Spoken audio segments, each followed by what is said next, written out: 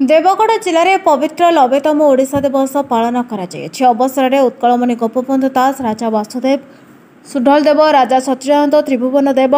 डंबुर प्रियादेवी doctor B R. Ambedkar Birsa Munda भूमिपुत्र Biju Patnaik प्रतिमूर्ति जिला प्रशासन तरफ माल्यार्पण कर माल्यार्पण कार्यक्रम में जिलापाल कविंद्र कुमार साहू अध्यक्ष जिला परिषद कौशिक कुमार प्रधान सांसद नमिनी अरुण साहू भारप्राप्त अध्यक्ष पौर परिषद प्रजित कुमार भोज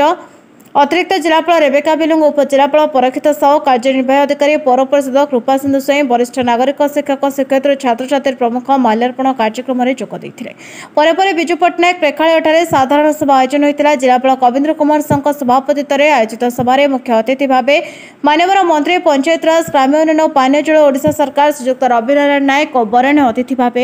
जिला परिषद अध्यक्ष कौशिक कुमार प्रधान आरक्षी अधीक्षक अनिल कुमार मिश्र अतिरिक्त जिलापाल रेबेका बिलुंग सांसद नमिनी अरुण साहू भारप्राप्त अध्यक्ष पौर परिषद प्रजित भोज उपजिलापाल परीक्षित साहू प्रमुख जोगदे प्रदीप प्रज्वलन पूर्वक बरपुत्र मानक फोटोचित्र में श्रद्धासुमन अर्पण करते बंद उत्कल जननी गान कर स्वतंत्र ओडिशा प्रदेश गठन में ओडिशार बरपुत्र मानकर ओडिया जाति प्रति गभीर अनुराग जातीयता ओडिया अस्मिता प्रति जो बलिदान था ता स्मृतिचारण कर आज दिवस ओडिया जाति को एकता होगापी माननीय मंत्री आह्वान देते विद्यालय छात्र छात्री मानक नहीं अनुष्ठित प्रतियोगितार कृति प्रतियोगी मानक अतिथि मानक द्वारा पुरस्कृत कर ड्रीम डांस एकाडेमी और महारी नृत्यकला मंडपीय कलाकार मानक नहीं एक सांस्कृतिक कार्यक्रम अनुष्ठित होता कालियापाल स्कूल प्रधान शिक्षक प्रदीप बेहरा नंदिनी साहू सीआरसी प्राणबंधु घड़ई जिला सूचना लोकसंपर्क अधिकारी मनोरंजन सुतार कार्यक्रम को परिचालना करते अवसर में विभिन्न विभाग द्वारा फोटोचित्र प्रदर्शनी कार्यक्रम में जिला स्तर अधिकारी मिशन शक्ति और छात्र छात्री प्रमुख उपस्थित थे। आज अति आडंबर सहित देवगढ़ जिला ओडिशा दिवस महासमारोह पालित होईछि। यही समारोह छात्र छात्री ठारू आरंभ करी मातृशक्ति युवशक्ति और देवगढ़ बुद्धिजीवी मानकर एक समारोह होता आम कार्यक्रम रे जिलापाल एसपी आमर एमपी प्रतिनिधि जिला परिषद अध्यक्ष चेयरमैन समस्त उपस्थिति रे ये कार्यक्रम रे ओडिशा जो एकत्रीकरण है ओडिशा स्वतंत्र राज्य है ये 90 वर्ष जो पालन करा ओडिशा प्रदेश 90 वर्ष पालन भितर जो संकल्प रहिबा कथा आगामी युवपीढ़ीर आज समाज तारी भितर अनेक गुड़े विभिन्न प्रतियोगितामूलक कार्यक्रम नहीं आज मानपत्र दिया संगे संगे प्राइज भी बंटन करागला ता संगरे ओडिशा दिवस को जो माने कि समय देइछंती निजको उत्सर्ग करी ओडिशा को एकत्रीकरण करिछंती सेही मानकु मने रखिबार एक सौभाग्य आजिर दिन एवं ताकू सरकार आहुरी गठनमूलक भाव में काम करने प्रयास करुछंती जो माने ओडिशा एकत्रीकरण कले स्वतंत्र राज्य आम पाइला किंतु ओडिशा को आगामी जो 100 वर्ष पूर्ति हेब से 100 वर्ष पूर्ति रे ओडिशार मुख्यमंत्री मोहन चरण माझी ओडिशा सरकार एक लक्ष्य निर्धारण करिसंती जे सबु वर्गर विकास हो चाषी युवक मातृशक्ति ठारू आरंभ करी गाँर विकास रो आरंभ करी समस्त विषय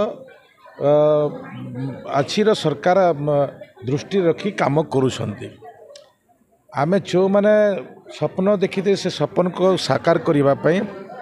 आज सरकार दृढ़ संकल्प अच्छी ए अवकाश समस्तंकर भी रहिबार आवश्यक अच्छी जो माने युवक अच्छी आगामी दिनर उत्कर्ष ओडिशार नियुक्ति जो माने चाषी अच्छी तांकुर जो प्रोत्साहन मानदंड को डबल उत्पादन करिबा एवं जो माने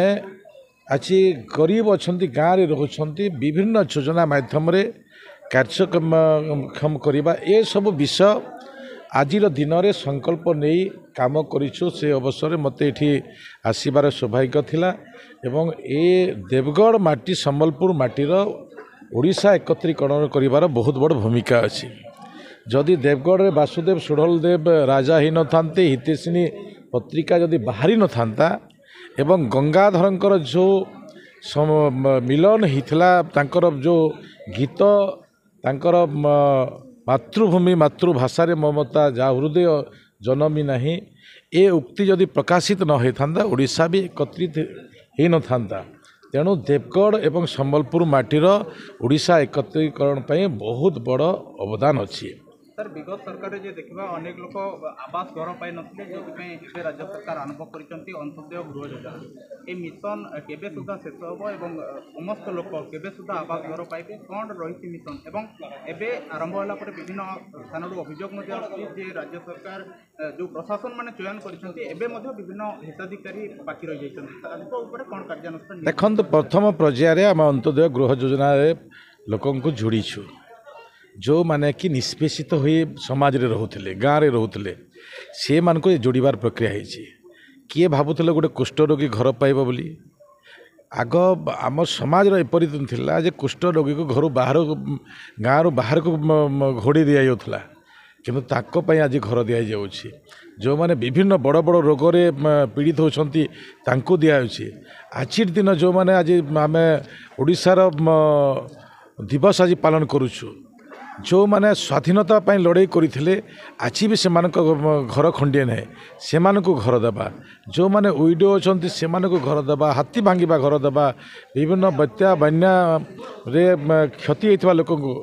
ए प्रकार लोक आज खोजी बाहर करी घर देवार सौभाग्य ओडिशा सरकार करिसंती। तो से दृष्टि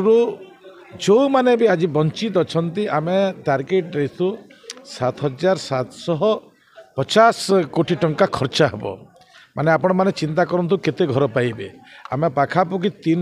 3 लाख घर गरीब लोक देवा अच्छे। प्रथम पर्याय आम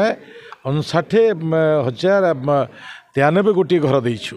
आगामी दिन में आम समस्त जो योग्य लोक अच्छा योग्य हिताधिकारी अच्छा समस्त को आम अंत्योदय गृह योजना घर देवु एवं जो माने वंचित हेबे प्रधानमंत्री आवास योजना घर आम जोगई देवु से तालिका पंजीकृत चली। देवगढ़ टेकेश्वर गुरुंग रिपोर्ट नायवती टीवी।